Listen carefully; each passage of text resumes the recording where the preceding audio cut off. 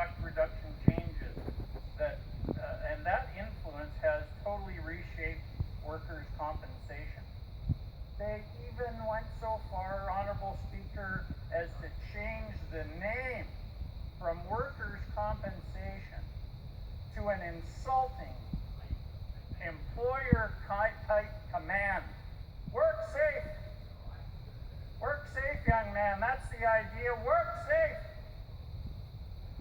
I'm sorry, Honorable Speaker, but I just find it so insulting that after all these years, our workers' compensation plan has been so damaged. So they had 14 years to make changes, and they started right away. As a result of the changes at WCB, all of those changes have really only benefited one group. And guess what group that is? Would it be workers? No, it's big business. Sadly, many people now call the WCB the Employers' Compensation Board. And why do I say that? Because all you have to do is look at some of the statistics starting after the board was changed. Do you know that starting in 2005, the Workers' Compensation Board of British Columbia reported a surplus at the end of the year as a result of these damaging changes that impacted injured workers? $474 million surplus was announced in 2005. But guess what? It gets worse, Honorable Speaker. By the year 2006, it had grown to almost $1 billion. The surplus was now $987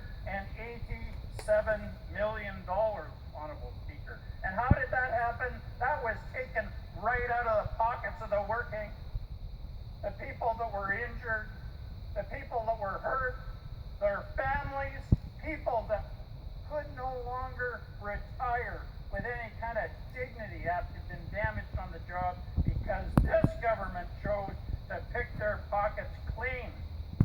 And let's talk about since 2001, the beginning of the massive changes at WCB shortly after their election.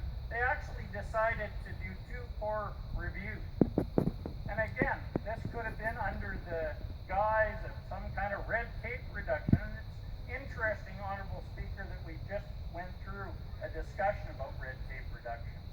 And there is real red tape, and then there's regulation that's absolutely necessary for the protection of workers and their families, and particularly workers on the job. And that's what we're talking about here. This Alan Winter reviewed the benefits and appeals process, and his report was used as the basis for sweeping changes. Bill 49 introduced changes to the Workers' Compensation Act to reduce the injured workers' wage replacement benefits.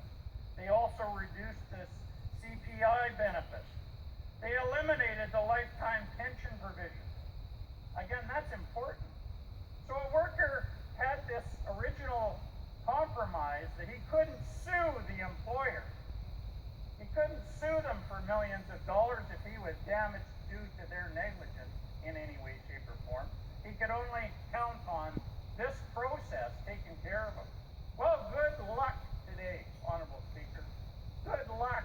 I've had a stream of injured workers come into my office, and I'm sure it's true of every MLA in the province of British Columbia, who tell me that it's not working for them anymore. There's more stories about people being declined, sent back to the end of the line over and over and over again. And why? Because it pockets the money. At the end of the day, this is about cost reduction. It sure isn't about safety and taking care of workers and their families. And it's a shame, Honorable Speaker, when I think about it. They also, as a result of this, not only did they eliminate the lifetime pension provision. Think about this again. You're injured for life, but now for the rest of your life you're injured, but now they say, oh, well, you're going to have to get in line for a federal program.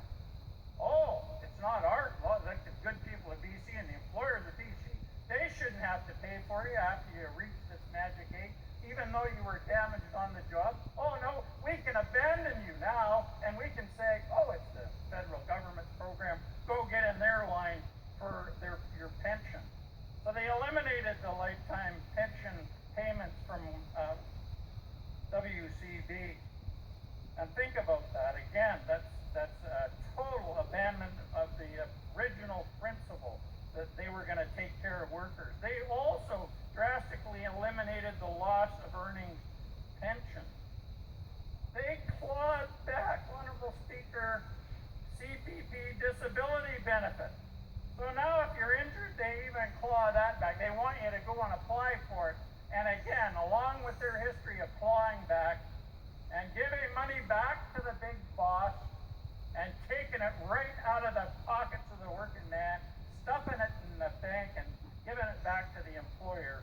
At the end of the day, the Liberal employer-focused Bill 63 completely overhauled the appeal function as well. Now, these are just some of the changes. The bill eliminated the appeal division, the review board, the medical review panel. They created an internal review division and the external workers' compensation appeal tribunal, familiar to most as WCAT. They created new rules on claim reopening. Oh boy, did they ever. And do you think those rules help workers? Well, I defy any MLA in here to bring me a worker that says things are better for them now. No, they're not better for them now. They are a lot worse. It's painful, it's sad, it's tragic. You know, when my staff came to me and told me they talked to security at the WCB. Security at the WCB. You know what the security said? We now have bulletproof glass at the WCB office. We've put in concrete barriers and steel posts so somebody can't drive through the door like they've tried to do. Why would that be happening in British Columbia if it wasn't for the frustration? And I've had to talk people down that have come in my office so angry that they've been pounding the table saying, what are you going to do about my situation? Not only are they hurt and injured, but oftentimes their families are ripped apart as a result of the tragic action of this government in cut after cut at WCB. They made the policy shortened and tightly controlled, timelines for appeal. The downsizing was chosen over improved service, even though they brought in a U.S. expert, Ellen Hunt, who did a core review on service delivery, Honorable Speaker. And while the winter report was used as a blueprint for change, the Hunt report, the Liberal government completely ignored the Hunt finding. In his March 2002 report, Hunt looked at recent studies comparing systems in Ontario, BC, and 45 U.S. states. And guess what his conclusion was? Those studies found that BC was the most efficient workers' compensation in North America by a considerable margin. After accounting for the difference in benefits, the incidence of claims, the coverage of issues, the underlying injury rate, union density, and other factors, and what was the government's response to the service review? Well, they should have said things are good, let's not mess with it. No, they brought in their red tape reduction folks and they eliminated or contract out 500 good union paying family supporting jobs at the WCB. 500, Honorable Speaker. They closed Williams Lake WCB offices, Vernon, Campbell River offices. There are maybe many more. Long list of other offices that were closed. They even closed the world-renowned rehabilitation clinic. They contracted out those services to a network of private for-profit clinics. Closed the safety materials print shop, Honorable Speaker. They used to provide education and training are two key fundamental issues. If you're going to prevent, if you're really interested in preventing deaths and injuries, one of the places I can point to that you need to start is basic education, Honorable Speaker. And to think they closed the safety material print shop so that workers and employers must now purchase any safety materials or purchase forms. They closed the switchboard and replaced the system with an automated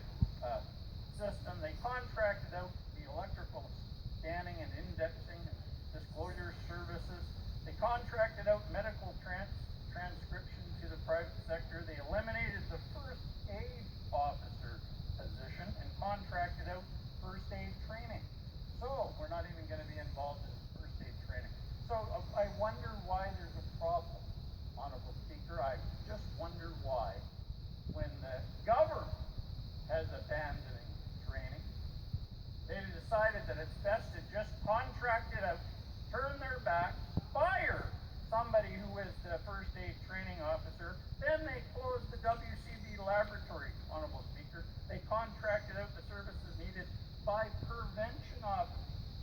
And I want to camp there for a minute, Honorable Speaker. When I was the safety chairman, I remember the argument with the company. I said, you know, we want to have half the time on company time. So if the shift ends at 4:30, we want to start the safety meeting at 3:30, and we want you to pay somebody to come in overtime so all of us committee members don't have to stay here till midnight working on safety issues. And we used to spend 2-3 hours every time we had a safety meeting once a month. We spent hours going over issues that were, I mean, imagine we had an A mill, a B mill, and a veneer plant. We had a lot of safety issues, believe me, to talk about. And they were important. And thank goodness we did have management that cared about safety. They actually did. Sure, we used to have to fight with them sometimes because they didn't want to do things that cost a lot of money. But they actually were involved and listened and even encouraged us to have, they encouraged us, Honorable Speaker, to have a double form that we would write out our safety issue and keep a copy for the committee member and submit one to the appropriate superintendent or manager for action, so that we get it done that day if possible. If there was a guard off of the chain, you don't want to wait till somebody gets dragged into the machine. We want it fixed now. And Honorable Speaker, to have that kind of action, you have to have commitment on both sides. And so you can imagine, after being so engaged back in the 1970s, to be standing here in the legislature of British Columbia talking about reintroducing safety committees. Really? Really? Oh my goodness, how far down the pole has this government slipped that, you know, with all of this, it's just unbelievable. They eliminated the WMIS coordinators. They significantly reduced occupational audiologists and ergonomics and prevention educators. This means that some programs and services were cut completely or severely curtailed. Prevention officers. This is the report. Prevention officers have less support in their field activities and increased workload. Well, guess what that results in, Honorable Speaker? And this bill amending the legislation, bringing back committees, when it really needs to be looked at in the context of the history of what's happened. It really does. It is absolutely necessary that it's key. The government reduced the number of prevention officers inspecting workplaces to the lowest levels in a decade. This is a report that is a few years old, and they're saying that they reduced the number in inspecting workplaces to the lowest levels in a decade. Well, again, Honorable Speaker, what's going to happen? What do you think is going to happen if you cut the people that are inspected or required to inspect the workplace? Honorable Speaker, when I was chairman of those 3 different mills, I actually had the honor of being called up by the WCB inspector who did a surprise visit, and he ordered the company to bring me along for a tour on the afternoon shift to do an inspection of the mill. And I remember doing that. We worked all 8 hours that night and 8 hours the next day, and we walked through all those 3 mills together. And we talked about the issues that needed to be done. My point is that there was real focus, Honorable Speaker, and today with this bill, we're now talking about getting committees back. Think about where we're at, Honorable Speaker. There's a few modest changes recommended by the coroner. Member. Pardon me? I asked you to be relevant to the second reading of this bill. Honorable Speaker, this is Bill 35, the Workers' Compensation Amendment Act. It's totally relevant to talk about how we got here from the period of time where the changes started with the WCB, and now we're talking about implementing these amendments to the Act. We're amending the legislation as it now exists. Historical facts that happened to workplace inspections and the number of orders that have changed. Just look at the statistics, Honorable Speaker, about the number of fatalities, the number of young worker fatalities, the permanent injuries, the reports that we hear of reduction in support for frontline services and compensation, the reduced level of team assistance, transfer administrative functions to adjudicative and rehabilitative services. On and on it goes, and I want to focus. So we want more focus on Bill 35. Let's. How about the suicides? Talk about that. To reiterate, Bill 35, as I have said, does make some small positive changes, and I have a heavy heart that we're doing this all over again, talking about getting back to where we should have been all of these years. There's an urgent need for transparency, Honorable Speaker, an urgent need for sharing of information with workers. Do you know that the workers' representatives had to go to the minister to talk to the minister about getting help so that they could do a safety inspection of the mill, the Babine mill. And they were arrived at the Babine mill with their suitcases checking into the mill when they got the call. And it took the minister's involvement, by the way, to even get them in the mill. Now, what?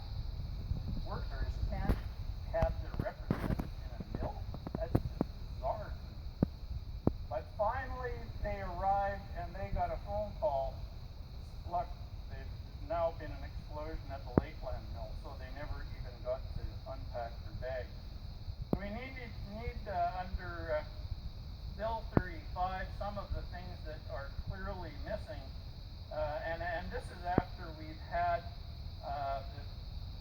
the WCB has always been challenged and challenged workers to information, and it's been the subject of several reviews and 2 royal commissions to look at changes and issues with compensation over the years. The steelworkers did a private prosecution, and they had to go to court because the WCB withheld information, claiming it was because of privacy rules. Now the court finally ordered the production of documents. However, likewise in the Babine and Lakeland disasters, the WCB denied steelworker representatives access to the site, stating that they were doing their investigation and the RCMP had control. Now this is the workers' representative. It took this meeting with the labor minister to clear up the WCB's misunderstanding. And as I said, the steelworkers dispatched a couple of inspectors, and they didn't even get started because they arrived and the Lakeland got fired. Also, the WCB in the inquest into this section into these tragedies that have now brought about the need for these amendments to Bill 35. At that inquest, the WCB testified that they were aware of dust explosions and that Regulation 5.81 specifically addresses explosive dust. In testimony, several inspectors were concerned about explosive dust and researched and find a video that was produced by the Chemical Safety Board in the United States. Now, I'm aware of chemical fires. I'm also aware of fires in granaries. There's a long history of that. On the coast of British Columbia, I think I've said in this house before, we used to have spark watchers who used a fire hose to wet down an area before a welder did any work. Why? Because there was dust in the area. Everybody knew the dangers of dust. We even had an electrician open electrical panel box. It blew up. The dust, fine dust, blew up in his face and glued his eyelashes together. And it wasn't until his eyelashes grew out that he discovered that he wasn't blind, that it was just his eyelashes. But he was obviously very careful. But the dangers of dust have been around. And why isn't there an education bank about all of these things? I've heard people talk about silos within. Shame on Worksafebc.